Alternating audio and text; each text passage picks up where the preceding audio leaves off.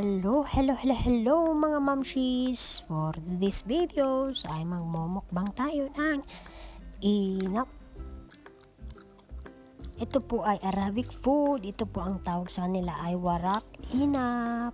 So tara guys, kainan na! Let's go! Ito po ay dahon ng grapes guys. Binalot siya ng dahon ng grapes. Ayan, kanin po yan, Egyptian rice ang gamit nila kasi parang malagkit-lagkit kasi yung Egyptian rice.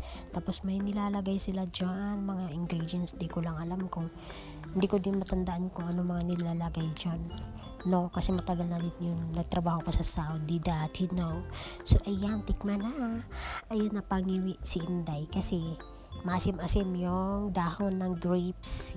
Kaya yun ang lasa. Ayan, nanibago ang panglasa ni Inday.